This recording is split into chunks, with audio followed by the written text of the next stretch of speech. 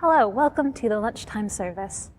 My name's Anna, I'm a CA at All Souls, and it's an absolute delight to be with you this afternoon, wherever here might be for you, whether that's like me, you're on Regent Street, or you're elsewhere in London, or you're elsewhere in the world. It is so good to gather as the people of God. And to begin, I thought I would read a passage from Psalm 46. God is our refuge and strength and ever-present help in trouble. Therefore we will not fear, though the earth give way, and the mountains fall into the heart of the sea, though its waters roar and foam, and the mountains quake with their surging. Wherever today has found you, I hope you're encouraged, knowing that God is unchangeable, God is unceasing. Whatever the turbulence in your life, I hope it's a reassurance to know that God does not change. A couple announcements before we jump into some more Bible passages. Firstly, directly following this at 1:30, there's going to be a time to discuss what we've heard today, and that's going to be with Alistair Gledhill. If you're interested in that, you can email workplace@allsouls.org. That will last about a half hour. Also, next week, we're going to be joined by Mark Green. We're currently in the middle of a series about ministry and workplace, what it means to be the people of God when we go to work in places that aren't churches. And so Mark Green is going to keep talking to us about that next week at 1. But before we do any of that, it's my pleasure to introduce our speaker for today. His name is Luke Waldock, and he's going to be preaching from Genesis 39. Luke is a long friend of All Souls and of workplace ministry, and he's currently working for a government department. So let me go ahead and read the passage that he's going to speak on in a moment. It's Genesis 39, and I'll give you just a minute to find that. Genesis 39. Now Joseph had been taken down to Egypt. Potiphar, an Egyptian, was one of Pharaoh's officials. The captain of the guard bought him from the Ishmaelites who had taken him there. The Lord was with Joseph, so that he prospered, and he lived in the house of his Egyptian master. When his master saw that the Lord was with him, and that the Lord gave him success in everything he did, Joseph found favor in his eyes and became his attendant.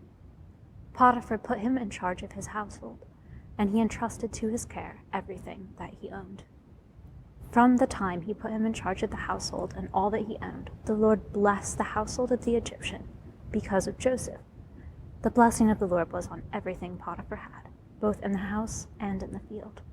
So Potiphar left everything he had in Joseph's care, with Joseph in charge, and he did not concern himself with anything except the food he ate.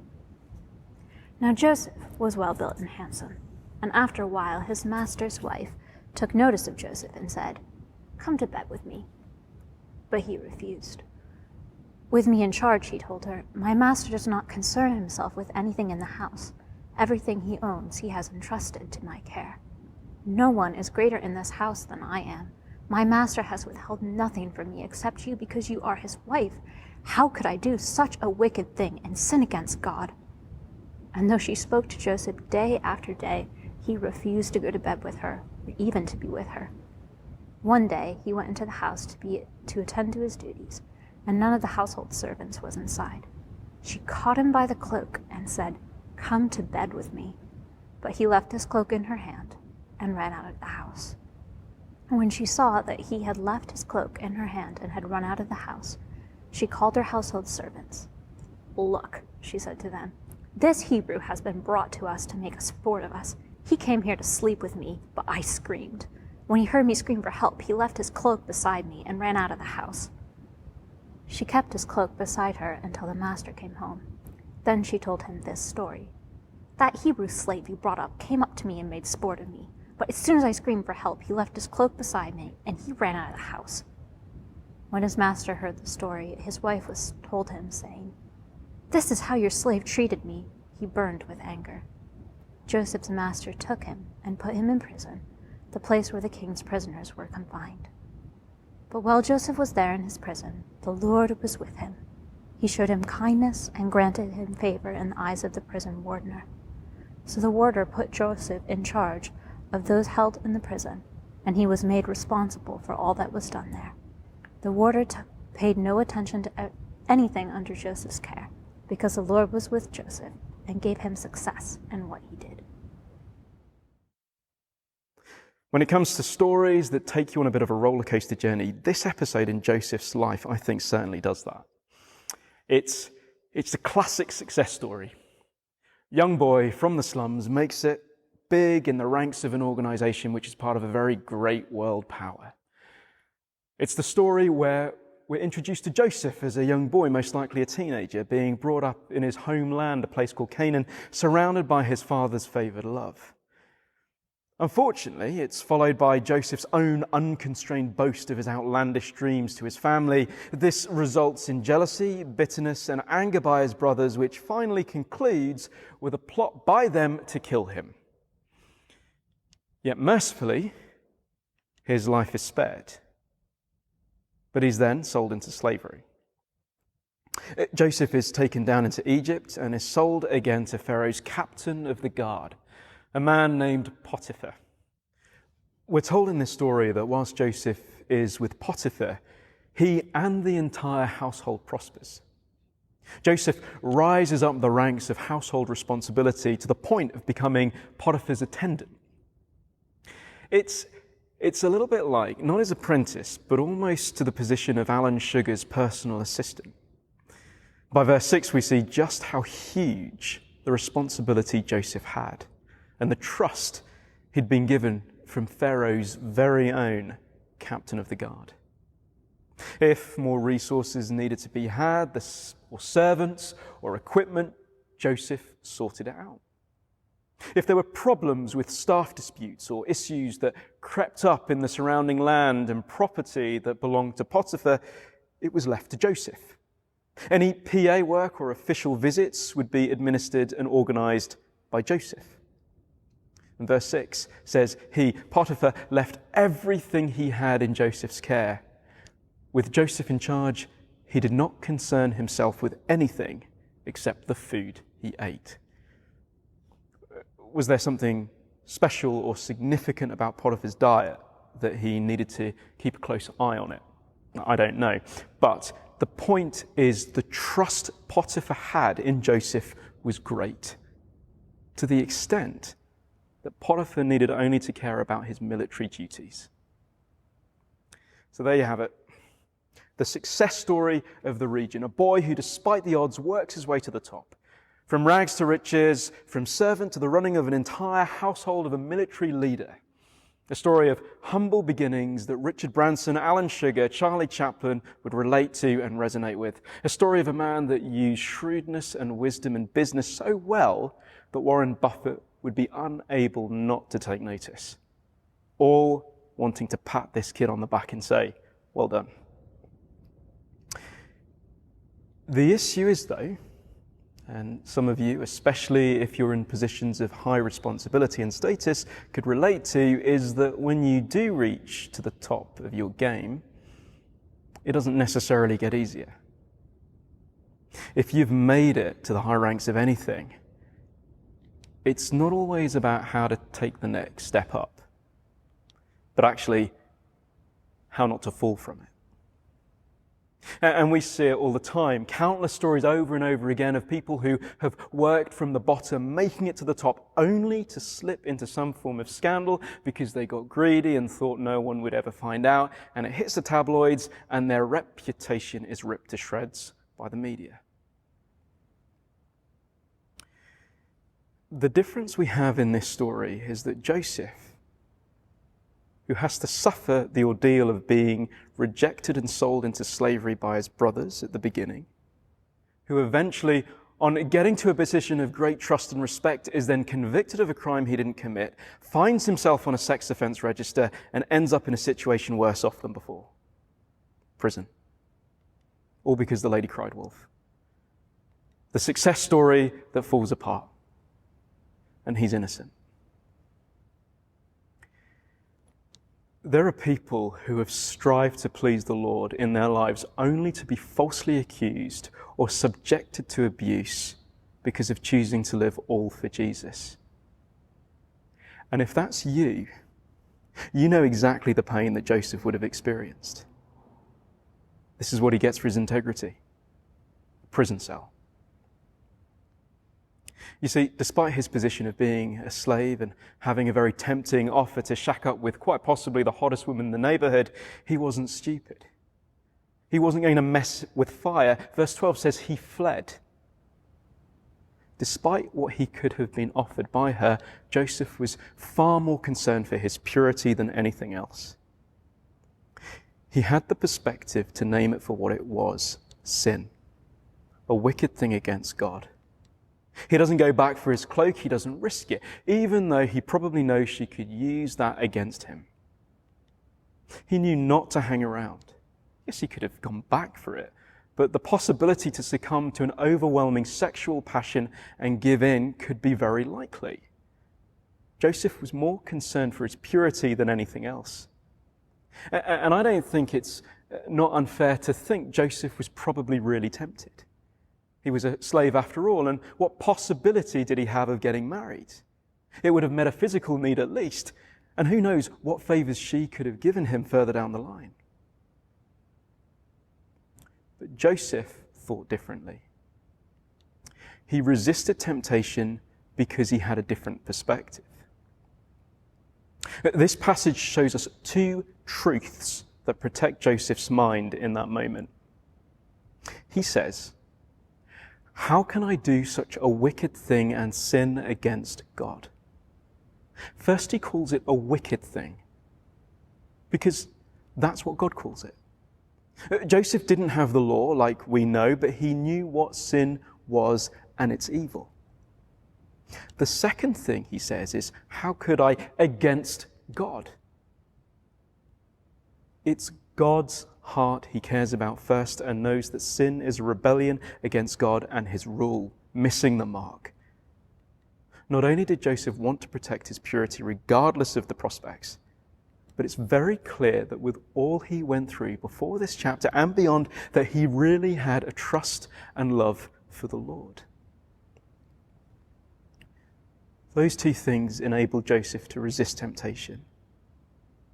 He knew the evil of sin and he had a love for God. An obvious and clear application from this passage is that if we are facing any kind of temptation at the moment in the workplace, then call it sin. Avoid it, resist it, and in some cases, like Joseph's choice here in the story, we run from it. And I think it's fair to say when it comes to specifically sexual temptation, part of this is really to do with how we're protecting our minds. If our minds are regularly secretly meditating on sexual impurity or the overwhelming desire of a relationship that we know we shouldn't pursue, then when given the opportunity, how likely are we to be able to run from it when an offer is actually right there in front of us? But there's another underlying narrative in the story. If we look at this situation in regards to what happened to Joseph, it's absolutely tragic. You have a hard-working man, he's been human trafficked into a foreign country, no passport, no nothing, works his way to the top, only to be accused and convicted of a crime he didn't commit. It's gutting. Her pleasure, his downfall. And I'm angry when I read this passage because of what she did. Changing the truth so that she came out okay. The underlying narrative here is the evil act of someone in power taking something from someone without, for their own benefit. This is an injustice that all peoples have experienced in our world throughout history, and specifically with recent events leading to the outcry that's happening on our streets in the last week. But in this passage, it's a woman prepared to do anything to get what she wanted, even if it meant someone else losing everything. She treats Joseph like a commodity and strips him of humanity. And that's not okay. It's an awful thing to do to someone, it's not right, and they shouldn't get away with it. Someone perverted, manipulative, and evil. And yet, the scary thing is, when I look at this passage, I'm confronted with the realization that I have more in common with her nature than I'd like to think. Actually, the Bible says that we all have more in common with Potiphar's wife than we'd like to think. And I'm not assuming you've necessarily tried it on with your colleague. But Jesus says in Mark 7:21-23, "For it is from within, out of a person's heart, that evil thoughts come. Sexual immorality, theft, murder, adultery, greed, malice, deceit, lewdness, envy, slander, arrogance, and folly. All these evils come from inside and defile a person." You might not think you're anything like Potiphar's wife, or have done anything like what she may have done. But can you honestly say you've never twisted the truth in such a way that everything works out for you? Or that you were so desperate to get a certain result in your work or in some other context that you were prepared to do anything, even if it meant someone else had to suffer? Maybe they deserved it, you didn't like them, they were irritating or an unpleasant individual generally. In one sense, it doesn't matter. We're taught here from Jesus' words in the book of Mark that deep inside, just like Potiphar's wife, we have the inherent nature to do the same thing to someone else and do whatever we can to get away with it.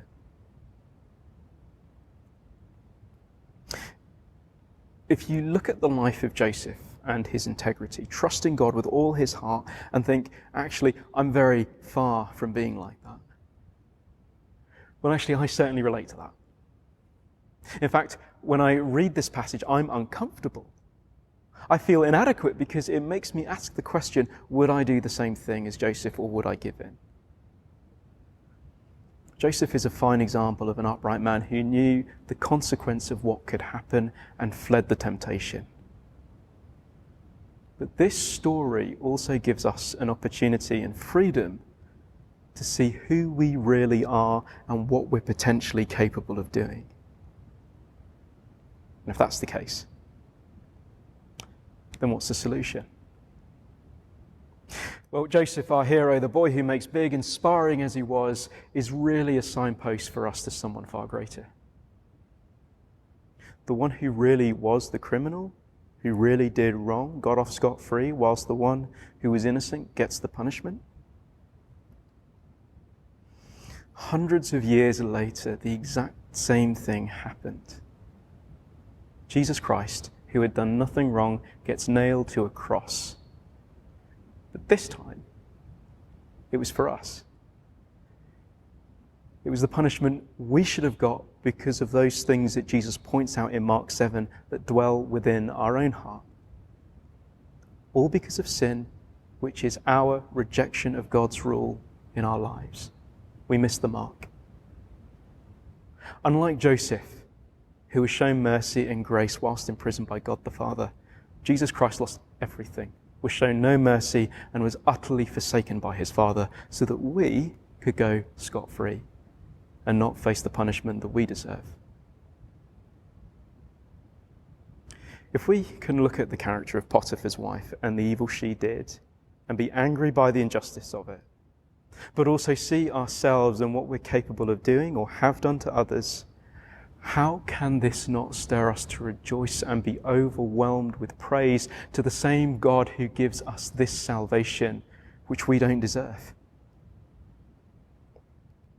Whatever you've done in the past, whether you gave in to temptation or were responsible for someone else's unjust suffering, we can confess it and take it to the cross where there is forgiveness, because the blood that Christ shed will cover it completely. How do we nurture our love for God and hatred of sin, like Joseph, to say no to temptation? It's the cross that Jesus was hung on that shows us how much God hates our wrongdoing, our sin, and how it needs to be dealt with. But it's also the same cross that shows us how far God has gone to rescue us from the ultimate consequences of our sin. Thank you so much for joining us today for the lunchtime service. It was a delight to have you with us. If you're interested in discussing what you've heard more today, again, there is that half an hour after on Zoom with Alistair Gledhill if you want to think more about what you've heard today. Or just come back and join us next week or at the same time, and we're going to be listening to Mark Green continue to help us think about how to be Christians in the world. And we'll be hearing from him speak 2 Kings chapter 5. But before we go, let me say a final prayer for us. God of grace, we have sinful hearts. Thank you so much that you sent your Son, that you gave us a way to flee from evil. Help us to recognize the wickedness in our own hearts, and help us to know your heart well enough that we can flee from it. This I pray in your holy name. Amen.